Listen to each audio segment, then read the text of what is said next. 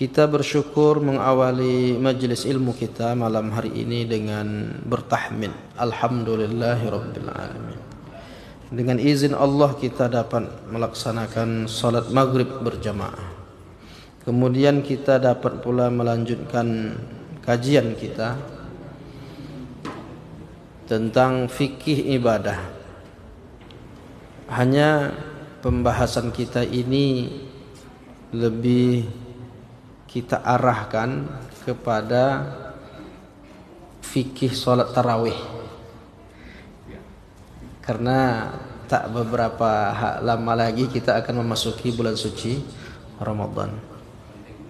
Ya, karena problem salat tarawih ini banyak, ada ikhtilaf para ulama terkait rakaat, terkait kaifian dan lain-lainnya. Disinilah nanti kita akan berdiskusi lebih jauhnya nanti tentang hal-hal apa saja yang mesti kita perhatikan di bulan Ramadan, khususnya terkait tentang salat tarawih insyaallah.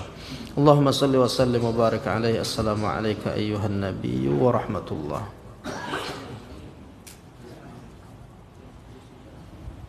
Qadruha fa 20 rakaah, bahwasanya jumlah rakaat salat tarawih itu 20 rakaat. Fi asyri tasliman, fi khamsi tarwihan, maka 10 salam, 5 kali istirahat, kemudian kullu taslimataini tarwihah, setiap 2 kali salam ada istirahat. Wa hadza qaulu 'ammatil ulama, inilah ucapan kebanyakan ulama. Jadi mazhab Hanafi berkesimpulan salat tarawih itu dilaksanakan 20 rakaat. Ada kalangan mazhab Maliki, wa kana as-salafus salihu wa humus sahabah radhiyallahu ta'ala anhum yaqumuna fihi fi zamani khilafati Umar ibn al-Khattab radhiyallahu anhu wa bi amrihi kama taqaddam fil masaj bi 20 rakaah. Bahwasanya ulama salafus saleh terdahulu, para sahabat-sahabat Nabi, mereka itu melaksanakan di masa Umar bin Khattab, salat tarawihnya dilaksanakan dengan 20 rakaat. Nah, kemudian dalam riwayat Umar bin Abdul Aziz, wa kharaja ibnu Abi Syaibah an Dawud bin Qais qala adraktu an-nasa bil Madinah fi zamani Umar ibn al-Abdul Aziz wa Aban ibn Uthman yusalluna 36. Pada masa Umar bin Abdul Aziz, salat tarawih itu ditambah rakaatnya menjadi 36 rakaat. Sementara kita berkelahi gara-gara 8:20. Orang 36 rakaat dilaksanakan. Mengapa Umar bin Abdul Aziz berkesimpulan salatnya menjadi 36? Karena di Ka'bah itu orang-orang yang salat di Masjidil Haram, setiap 4 rakaat mereka tawaf. Setiap 4 rakaat mereka tawaf. Dia salat 20 rakaat, setiap 4 rakaat tawaf. Terus kata Umar bin Abdul Aziz, kita di Masjid Madinah atau Masjid Bani Umayyah tidak bisa melaksanakan tawaf. Tawaf itu cuma di Ka'bah. Nah, karena tawaf itu hakikatnya juga salat, maka kita buat pula lah di masjid ini ditambah rakaatnya. Itulah menjadi 36 mazhab Maliki. Kemudian mazhab Syafi'i, misalnya Imam An-Nawawi mengatakan dalam kitab Al-Majmu' Syarah Al-Muhazzab, fa salatut tarawih sunnatun. Salat tarawih itu sunnah, hukumnya sunnah, bukan wajib. Bi ijma'il ulama, dan itu sudah disepakati para ulama. Wa madhhabuna annaha 20 rakaah. Adapun mazhab kita, mazhab Syafi'i, pelaksanaan salat tarawih itu 20 rakaat. Mazhab Syafi'i. Bagaimana mazhab Hambali? Ibnu Qudamah dalam kitab Al-Mughni, wa qiyamu syahri Ramadan 20 rakaah. Salat tarawih itu dilaksanakan 20 rakaat. Wahia sunnatun muakkadatun, dan hukumnya sunnah muakkadah, sunnah yang sangat dikuatkan. Sampai hari ini yang bermazhab Hambali di Makkah, Madinah itu masih 20 rakaat. Di tempat kita Masjid An-Nur masih pakai mazhab Syafi'i. Tapi masjid-masjid kita pada umumnya macamnya 8 nampaknya. Nampaknya kita banyak mengamalkan 8 rakaat. Kok bisa? Itu kan perlu dijelaskan. Jadi ada ulama yang konsisten dengan mazhab, berarti dia buat 20. Tapi ada yang mengatakan, ada juga ulama yang membolehkan. Jadi ulama-ulama yang membolehkan itu ya diantaranya pendapat Syekh Ibnu Taimiyah. Yang diikut 8 itu kan pendapat Syekh Ibnu Taimiyah yang mengatakan dia tidak menjadi batasan, tidak ada batasan rakaat tarawih. Itu menurut kesimpulan Syekh Ibnu Taimiyah. Begitu juga penjelasan Al-Hafiz Ibnu Hajar Al-Asqalani yang mengatakan bisa dilaksanakan 13 katanya. 13 itu berarti 10 rakaat tambah 3 witir. Juga bisa buat 21 berarti 18. Juga bisa dibuat 20, 23. Ada pula yang mengatakan 8, maka dia menjadi 11. Jadi rangkaian, ada riwayat-riwayat di sini di buku ini saya sebutkan, ada dalil-dalil rakaat tarawih. Ada 11, ada 13, berarti 10 itu. Ada 18, ada 20. Nah, dari sekian banyak ini nampaknya yang kita praktekkan yang paling sedikit nampaknya. Iya kan? Ada yang 8, ada yang 10, ada yang 18, ada yang 20, ada yang 36. Yang mana kita ikut yang paling sedikit? Jadilah kan. Nah, itu problemnya bahwa yang kita lakukan itu menurut ulama seperti Al-Hafiz Ibnu Abdul Bar, kesimpulan tentang rakaat tarawih itu intinya kalau mau salat itu dilaksanakan 20, tidak apa-apa ayatnya pendek. Itu kata Syekh Al-Hafiz Ibnu Abdul Bar. Faman syaa atala fihal qiyam, siapa yang mau lama berdirinya ayatnya panjang, maka rakaatnya sedikit tak apa-apa. Jadi yang 8 rakaat itu mestinya ayatnya panjang. Buat 8 rakaat iya, tapi ayatnya agak panjang. Kalau mau buat 20 enggak apa-apa ayatnya pendek. Makanya yang buat 20 itu biasanya alhaqumut takatsur sama qul huwallahu ahad. Ini udah 8, inna a'thaina pula kan. Ini paling sedikit. Lebih dikit pula lagi daripada yang 20. Itu problem. Itu memang kalau terlalu cerdas memang begitu. Digabungnya kedua. Ayatnya pendek, rakaat sedikit. Padahal kan pilihan. Begitu kata Al-Hafiz Ibnu Abdul Bar. Kemudian yang perlu diwaspadai, ini perlu penekanan. Orang-orang yang meyakini bahwa salat tarawih itu harus 8 rakaat, dan kalau dibuat lebih dari 8 rakaat atau lebih dari 11 sama witir itu dianggapnya tidak sah. Ini pendapat ekstrim.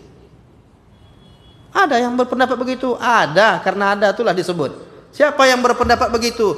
Syekh Nasiruddin Al-Albani. Ada sini saya tuliskan ini jilid 2 nih Pak. Kita ngaji fikih salat kemarin jilid 1 belum selesai, tapi sekarang udah masuk jilid 2 nih. Karena dekat ke Ramadan jadi bahas tarawih Pak ya. Nah, apa kata Syekh Albani? Di sini saya cari kitabnya. Saya nukilkan di sini pendapat Syekh Albani tentang rakaat tarawih itu. Kenapa dia sampai mengatakan tidak sah? Kata dia, orang yang melaksanakan salat tarawih lebih dari 11 rakaat sama seperti salat zuhur 5 rakaat. Pertanyaannya, kalau salat zuhur 5 rakaat sah atau tidak salat zuhurnya? Enggak sah. Berarti beliau mengatakan salat di Masjid An-Nur yang 20 itu enggak sah. Salat 20 yang di Makkah itu tak sah. Salat yang di Madinah 20 itu tak sah. Salat yang 20-20 ini enggak ada yang sah. Itu yang tak boleh itu. Kalau mau buat 8 buat ajalah. Tapi jangan sampai mengatakan 20 tak sah. Begitu juga lah seharusnya sebaliknya. Yang ngamalkan 20 tidak berarti mengatakan ini sah, atau jangan katakan tidak sah. Tetapi bijaklah memahami perbedaan pendapat. Sebetulnya ulama-ulama seperti ulama Saudi sekalipun, ulama Saudi misalnya mufti Saudi Syekh bin Bas. Kita kenalkan Syekh bin Bas itu ulama Saudi. Apa kata dia tentang rakaat tarawih? Ini kalimat dari Syekh bin Bas. Salatut tarawih laisa fiha haddun mahdudun. Salat tarawih itu tak ada batasan rakaat yang pasti katanya. Itu pendapat dia, Syekh bin Bas. Man shalla 20 fala ba'sa. Siapa yang salat 20 rakaat tak apa-apa. Wa man shalla 30 fala ba'sa. Siapa yang salat 30 rakaat tak apa-apa. Wa man shalla 40 fala ba'sa. Siapa yang salat 40 rakaat tidak apa-apa. Wa man shalla 11 fala ba'sa. Siapa yang salat 11 rakaat tidak apa-apa. Wa man shalla 13 fala ba'sa. Siapa yang salat 13 rakaat fala ba'sa, tak apa-apa. Fala ba'sa tu bahasa awaknya la ba'a, ndak ba'a-ba'a. Mirip-mirip tu kan.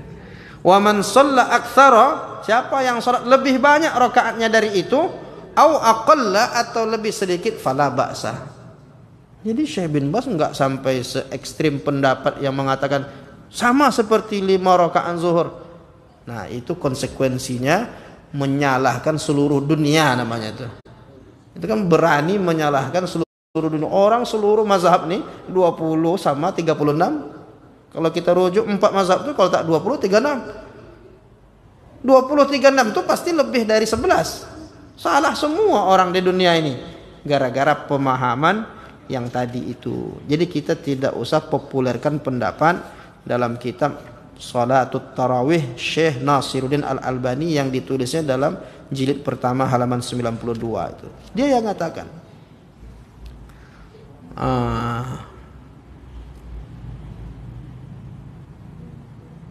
ini kalimat dia. Maksudnya mau pasti iya atau tidak. Yang teks aslinya Pak ya, saya bacakan. Kama yusalli mathalan az-zuhru khamsan. Orang yang salat tarawih lebih dari 11 rakaat sama seperti salat zuhur khamsan. Itu kalimat dia tuh dalam Salatut Tarawih. Dia buat buku judulnya Salatut Tarawih. Tapi dikecamnya orang yang salat 20 rakaat. Itu masalah. Kemudian kita perlu mengkaji sedikit tentang solawat di sela-sela rakaat tarawih. Allahumma salli ala sayyidina Muhammad. Allahumma salli wa sallim alaihi.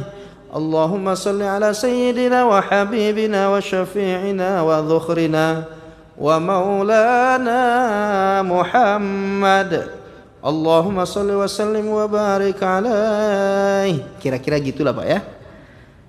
Nah itu diperdebatkan. Kapan diperdebatkan? Ya belakang-belakangan inilah. Dulu-dulu rata-rata orang begitu. Tapi pertanyaannya sekarang, perdebatan itu kan masuk ke dalam kalimat yang biasa kita dengar akhir-akhir ini. Dibuat Nabi atau tidak? Wah itu yang payah tuh. Kalimat itu yang payah kita menjawabnya. Karena persoalan sunnah itu jangan dibatasi pada perbuatan Nabi seharusnya. Terus gimana?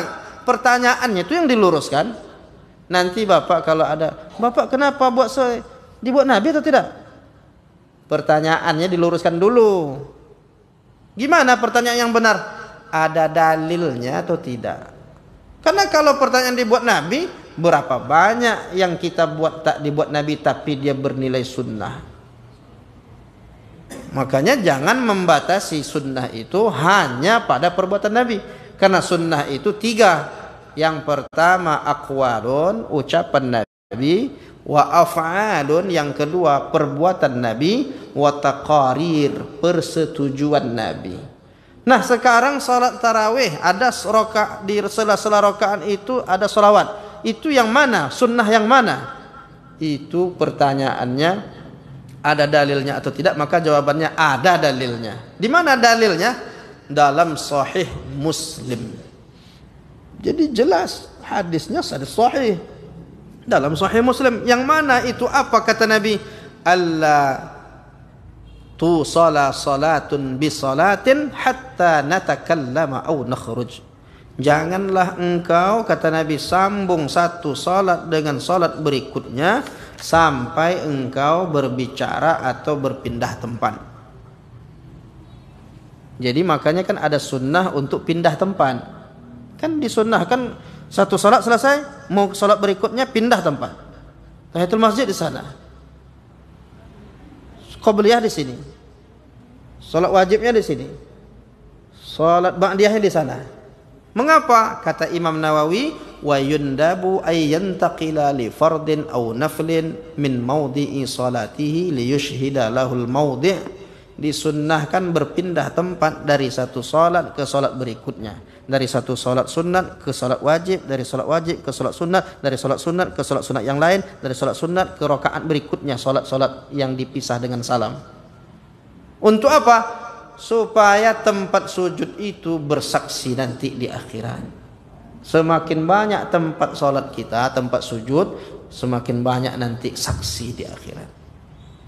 Makanya setiap selesai salam mau salat lagi dianjurkan pindah. Cuma kalau salat tarawih kita buat gitu agak kurang etis pula nampaknya kan. Kita buat di Masjid Jami'atul Zahidin ini mengamalkan hadis Nabi ini. Assalamualaikum warahmatullah. Assalamualaikum warahmatullah. Pindah Pak, pindah. Apa sekolah itu? Ambo situ. Rolling. Apa tuh yang jauh? Pindah. Ini main pindah-pindah gimana salatnya ini? Dan itu kurang baik kesannya. Sehingga boleh diambil jalan kedua, kan Nabi sebut atau pindah tempat atau ini apa? Yang mana? Satu lagi.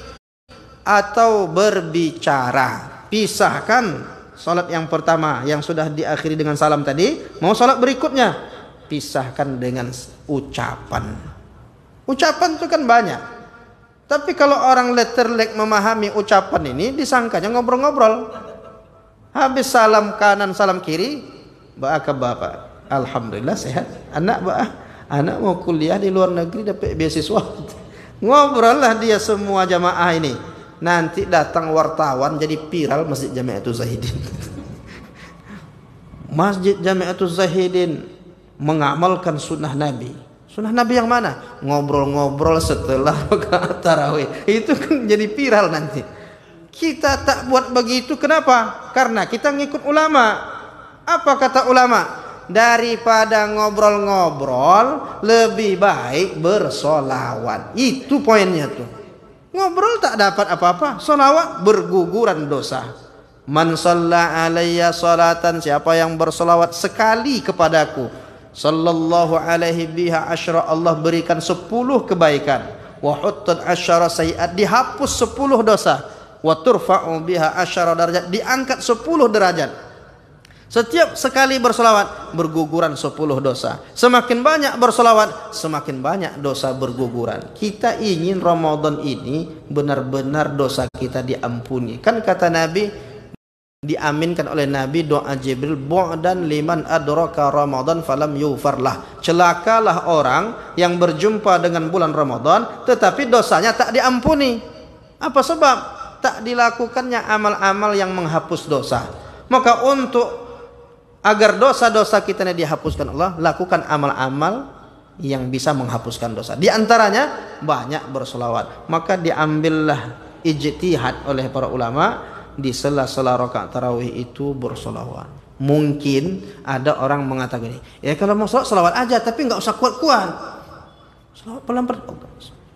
Ini kok pakai Allahumma shalli wa sallim alaihi, kayak main-main. Gak ada yang tak setuju. Masalah keras-keras suara itu ada dalilnya. Kalau tidak ada dalilnya, para ulama tidak sembarangan juga mengatakan bahwa itu dianjurkan. Mana dalilnya? Ada hadis dalam Musnad Ahmad. Kana Abu Bakrin yukhafid bisautihi idza qara'a. Tapi kita tak salahkan juga kalau ada masjid, salat tarawih, selesai 2 rakaat dia diam-diam aja, nggak ada selawat-selawat tuh, nggak salah juga. Ini bukan masalah nyalah-menyalahkan. Kenapa Abu Bakar pun dalam riwayat disebutkan dia biasa kalau baca Quran dia suaranya pelan. Tapi yang mempraktekkan baca Quran itu jahar Umar bin Khattab. Wa kana Umaru yajharu bi qiraatihi. Umar tuh kalau baca Quran suara kuat, keras.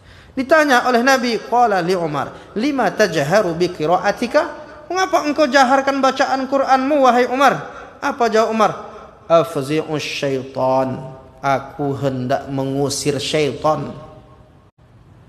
Jadi kita berselawat kuat-kuat tuh mengusir syaitan. Nah, Umar itu padahal syaitan tuh takut sama dia, Pak, kan? Kalau dia berjalan di sini kan, syaitan cari tempat lain tuh. Tak sanggup dia berpas-pasan dengan Umar bin Khattab. Begitu kan riwayat. Meskipun begitu masih perlu dia mengusir syaitan. Kadang-kadang kita sejalan sama syaitan tuh. Satu problem. Nah, oleh karena itu tujuan berselawat dengan kuat itu pertama untuk mengusir syaitan. Mengapa orang azan disuruh kuat-kuat? Mengusir syaitan. Apabila dibacakan azan maka syaitan lari terbirit-birit. Kan begitu hadisnya. Kenapa bacanya kuat-kuat? Allahu Akbar, Allah. Kuat-kuat itu biar lari dia. Tapi kalau Allah nanti saya iya atau tidak? Serius dia nak ngusir saya. Dia ragu makanya kuat. Orang kemasukan syaitan nggak bisa pelan-pelan, Pak. Allahu tak keluar, maka baca kuat-kuat di telinganya. Allahu la ilaha illa huwal hayyul qayyum. Kuat-kuat bacanya untuk mengusir syaitan. Nah, begitu juga dengan salat tarawih. Yang kedua, Umar bin Khattab jawab lagi, wa uqizul wasnan. Karena yang kedua, mengapa aku mengeraskan suara dalam membaca ini? Untuk mengusir kantuk. Jadi supaya sholat itu semangat, tarawih itu, maka di sela-sela tarawih itu dikasih motivasi semangat. Allahumma sholli wa sallim alaihi, semangat lagi. Tapi kalau diam-diam bawaannya ngantuk bawaannya, maka hikmahnya itu. Jadi kalau ada orang nyala, kenapa kuat-kuat? Umar bin Khattab kuat-kuat. Itu tujuannya. Maka yang kita praktekkan itu dalam rangka mengusir syaitan, kemudian juga menghilangkan kantuk. Kalau semangat kan syiar. Mau masjid kita ini ada orang dibaca solawat kepada Nabi itu berguguran dosa-dosa, kemudian dia mengatakan bahwa inilah kami. Termasuklah kalimat radhiyallahu an. Itu ada sebabnya itu. Namanya taradi. Al-Khalifatul Awal Amirul kalau Amirul Mukminin Al-Khalifatul Awal Abu Bakar As-Siddiq radhiyallahu an. Nanti kalau yang keduanya Al-Khalifatul Tsani Umar bin Al-Khattab Amirul Mukminin Umar bin Al-Khattab radhiyallahu an. Itu namanya taradi. Itu kata Akram Mubarak Usban dalam kitabnya Firraddi alal Imamiyah, menolak paham Syiah. Kenapa orang-orang Syiah ini biasanya mereka kalau menyebut Abu Bakar itu laknatullah katanya. Abu Bakar disebutnya laknatullah. Maka orang-orang ahlus sunnah wal jamaah, kalau engkau ahlus sunnah, fa in kunta min ahlus sunnah wal jamaah fataraddi. Kalau engkau termasuk orang ahlus sunnah wal jamaah, maka bacalah taradi. Untuk apa? Untuk menolak mereka yang mengatakan bahwa Abu Bakar, Umar, Utsman itu laknatullah. Jadi setiap kali kita baca itu radhiyallahu anhu, syiar. Jangan sampai ada orang yang merendahkan sahabat-sahabat mulia. Itulah makanya masjid-masjid kita yang zaman-zaman dulu itu kalau mimbarnya itu ada 4 sahabat. Abu Bakar, Umar, Utsman, Ali. Itu identitas ahlus sunnah wal jamaah. Nah, bukan berarti kalau tak ada nih lalu ini masjid Syiah, enggak. Maksudnya dulu begitu untuk mengidentifikasi ini Sunni, ini Syi'i, itu menentukannya. Nah, kemudian dalam khutbah dibaca radhiyallahu an gitu dibaca. Ada 2 tempat. Nah, itu diantara hal-hal yang perlu diperhatikan seputar salat tarawih. Mungkin juga berkaitan dengan hukum tentang rakaat 4 rakaat 1 salam dan lain-lain. Mungkin bisa kita bahas dalam diskusi aja lah. Lebih mudah dan ringkasnya kita lanjutkan dalam diskusi kalau masih ada waktunya. Masih ada ya? Nah, silakan Bapak Ibu yang mau. Iya Pak, silakan. Ini masalah niat. Niat. Niat puasa. Saya saya pernah mendengar ceramah dari Ustaz di tempat yang lain bahwa supaya kita menata lupa dengan tiap hari, kita pada saat masuk bulan puasa, Iya. kita niat puasa untuk Satu bulan. Kalau nanti kita nggak lupa, kita nggak lagi nggak masalah. Iya. Tapi kalau lupa itu kita tetap dalam keadaan puasa. Itu yang pertama. Iya. Yang kedua, ini kita ada 4 mazhab. Semua 4 mazhab itu menyatakan lebih dari 8 rakaat. Iya. Cuma ada satu ormas, kita sebutlah Muhammadiyah. Muhammadiyah dari dulu itu kan orang tua Hanafi, mazhab Hanafi. Enggak juga. Enggak juga. Kenapa mereka 8? Iya. Terima kasih Ustaz. Iya. Syekh Ibnu Utsaimin, ulama Saudi, berpendapat bahwa niat untuk berpuasa itu cukup sekali. Sejak malam pertama Ramadan diniatkan untuk puasa sebulan penuh. Itu kata Syekh Ibnu Utsaimin. Akan tetapi niat itu bisa terhalang oleh perjalanan puasa kita yang terhalang dengan musafir, mungkin sakit, mungkin juga perempuan yang haid. Kalau dia niat sebulan, ternyata hari ke-14 sakit dia, berarti bisa pula 5 hari tak puasa. Berarti niat yang sebulan tadi tak sampai sebulan. Berarti ada yang memutusnya. Nah, oleh karena itu ulama mazhab Syafi'i mengatakan harus setiap hari satu niat. Harus setiap hari satu niat. Tetapi kalau mau lebih yakin, ragu-ragu kita ini gimana? Udah buat kedua-duanya. Pasang niat di malam pertama untuk sebulan, tetapi pasang juga setiap satu hari satu niat. Aman itu, tak ada masalah lagi kan? Itu solusi itu terbaik. Jalan tengahnya amalkan kedua-duanya. Kok tidak ada juga yang menghalangi kita untuk berniat satu bulan penuh. Tetapi lebih terjaga. Mana lebih terjaga kita niat satu bulan penuh, habis itu besok-besok tak kita niat, daripada sebulan penuh kita niat setiap satu hari niat. Insya Allah tidak ada yang membatalkan puasa kita. Nah itu Pak yang pertama. Yang kedua, bukan hanya satu ormas, ya kan, yang berpendapat 8 rakaat itu, banyak. Bahkan di Pekanbaru nih yang mengaku Syafi'i 8 juga kan. Jadi kalau Syafi'i itu 20, Syafi'i 8 juga. Tapi itu kan dialektika pemahaman ulama pada umumnya. Ada yang berpendapat demikian. Mungkin tidak mewakili mazhab, tetapi ada yang berpendapat demikian. Nah, itu mungkin yang menjadi peluang untuk yang mengamalkan 8 itu. Seperti pendapat misalnya Al-Hafiz Ibnu Abdul Bar tadi. Kata dia kuncinya kalau ayatnya pendek, rakaat panjang. Kalau rakaat sedikit, ayatnya panjang. Kan dah sama itu hakikatnya. Itu kesimpulan dia. Nah, meskipun nanti ada yang cenderung harus 20, ada lagi 20. Apakah bermazhab Hanafi? Enggak mutlak. Karena pakai tarjih. Jadi ada tarjih, ulama-ulamanya situ mentarjihkan. Kadang-kadang dalam bab ini ikut mazhab Maliki, dalam bab wudu.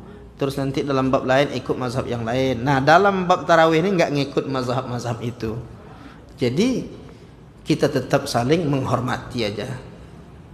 Cuma kalau dah sampai katanya tidak sah salat 20, itu harus kita jawab tadi kan.